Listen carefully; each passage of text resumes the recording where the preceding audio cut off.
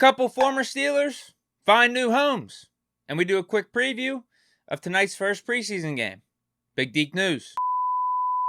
Let's start with former Steelers running back Benny Snell. Yesterday he signed with the Detroit Lions. This is after Lions running back Justin Jackson decided to hang him up and retire. I think we all can agree Snell's tenure here with the Steelers left a little more to be desired. Although it's weird because he was just a 4th round pick, so I don't think we should have had the highest of expectations for him, although his Kentucky highlight tape is pretty badass. It's just one of those things. Anytime he got a legitimate opportunity, he showed up, but then very shortly after, he would disappoint with some ball security issues. Like I remember week 1 in 2020, James Conner got hurt. Benny Snell came in, looked like the best running back on the team, but then put the ball on the ground. I think in 2019, he had a really good game against the Bengals. Almost went for 100 yards. Again, looked like the best running back on the team.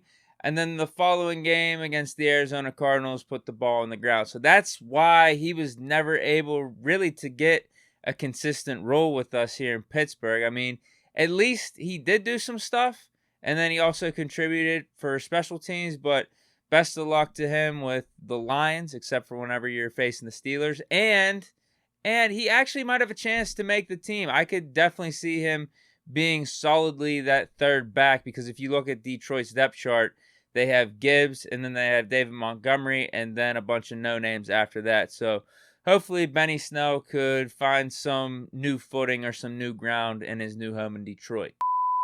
The former Steelers signing that intrigues me a little bit more, though, is Myles Jack going to the Eagles for multiple reasons. One, he basically said if he wasn't playing football this year, he was going to take up a trade and try to become like an electrician or a plumber. But also because there were talks, I know you guys have brought it up multiple times, of us potentially just bringing back Myles Jack, because many times throughout this offseason we were like, we're missing a piece or two with this inside linebacker group. Why not bring back Myles Jack?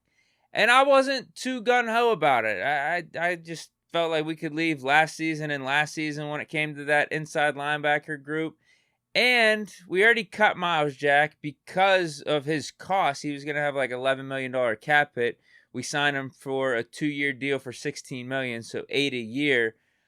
What was he going to want if we were going to bring him back? I mean, if it was anything more than like $5 million, that'd probably be too much in excess, especially with us already bringing in Cole Holcomb and a Landon Roberts. But seeing that he only signed with the Eagles for $1.7 million, it wouldn't have been the worst thing to bring back Myles Jack, because he's a good player. So you mean to tell me, honestly, I'm not saying I'd do this right now or anything, but there is a world where we could have skipped out on signing Cole Holcomb and a Landon Roberts and just signed Quan Alexander and Myles Jack for less than $2 million apiece. Now, I do think there was a reason we signed Holcomb, we signed Roberts, because of their physicality. We're trying to get back to that blue-collar style, that old-school Steeler football that we used to do with the defenses of old. But, man, I don't even think it would have hurt us to bring in Myles Jack right now to add to Quan Alexander, Holcomb, Roberts, Mark Robinson, and Kwiatkowski. But, man, it is what it is. Looks like he was already getting first-team reps, and rightfully so, because their inside linebacker room isn't really anything special. Like, you look, they got Nakobe Dean, like that's their young guy. But then they also have a couple other veterans that Myles Jack will be competing with. And if anything, he has the best track record out of all of them. So he might be starting when week 1 comes around for Philly. But that's that. Let's get into this preseason game 1 preview. Steelers versus Tampa Bay Buccaneers. I will say this, we did a preview on the podcast yesterday, and I rattled off a bunch of the shit that I have listed here in my notes of things that I need to see for tonight's game. So I'm going to briefly do it again, because if you watch the podcast, you might just be hearing me repeat myself. First thing I have listed here, I want to see Broderick Jones dominate, assuming he's going up against Tampa Bay's second team out there. Show why you were a top 15 pick in last year's draft, why we traded up to 13 to get you to be our franchise left tackle. I shouldn't be seeing many hiccups out there, because you are in right now. Obviously, we think you're going to be the future, but right now you're in a competition with Dan Moore to be the starting left tackle. So show why we should maybe put you with the first team come next preseason game. Second thing I have is Calvin Austin to make a splash play. Showcase that 4.2 speed. Show why when the regular season comes around, giving you some snaps, giving you some playing time is warranted. Whether it's, let's just be real, we know it's going to be a jet sweep. He's going to take a jet sweep for at least a first down, maybe 15, 20 yards. But also, I could see him having a good punt return, not necessarily taken to the house, but maybe for 20, 30 yards, flip the field.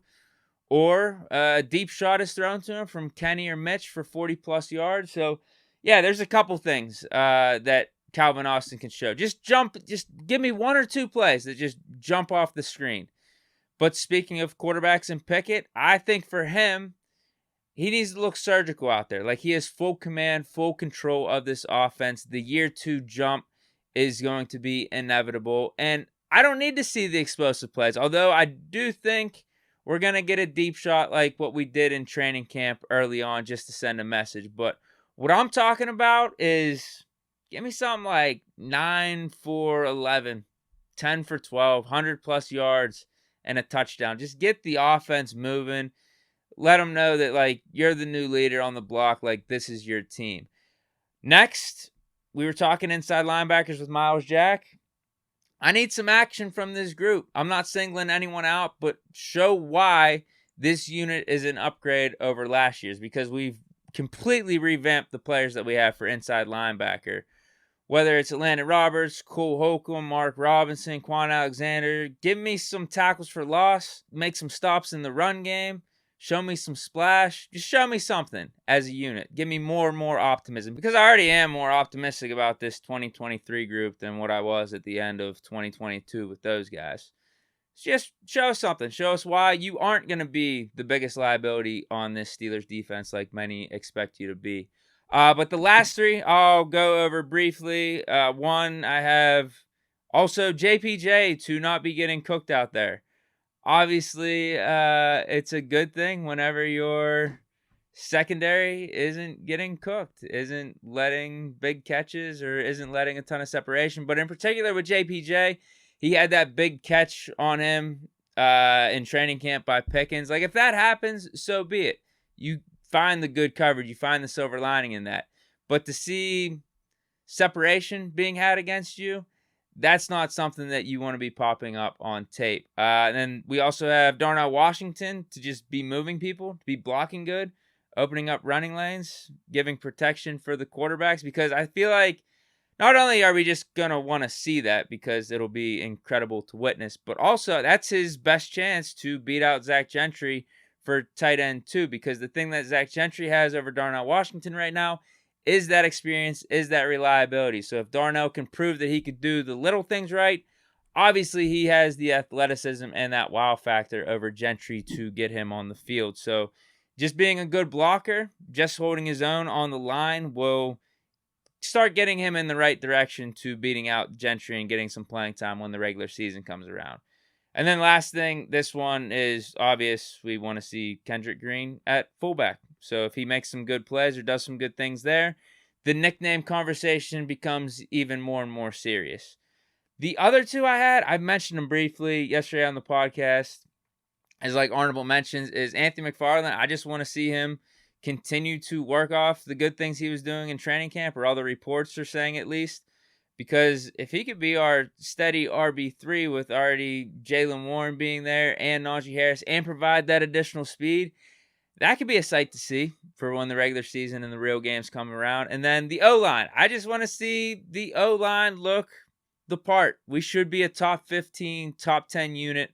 Worst case, let's have the run game look good, protect these quarterbacks out there, and it's preseason. So, like, man, if we are getting cooked in preseason, that's not a good sign. That's it for today's edition of Big Deke News. Enjoy your weekend. Enjoy the game.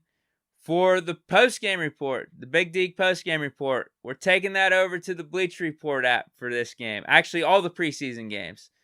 5 to 10 minutes after the game ends, instead of you guys seeing me on YouTube give my post-game report, I will be over on Bleacher Report, and it will be live. So I'll be live for 20, 30 minutes. We could chop it up in the chat. Talk to me about what you like to see. Who were the standouts? who disappointed. So you know how post-game reports go. Just, recaps, all that type of stuff. It's going to be fun. So stop over Bleacher Report app. 5 to 10 minutes after the game, we'll be going live. But let me know your thoughts on the topics for today's episode as well. Myles Jack signing with the Eagles, Benny Snell with the Lions. And also, what are the things you need to be seeing for this first preseason game? Drop all that down in the comments. Stay chilling, and peace.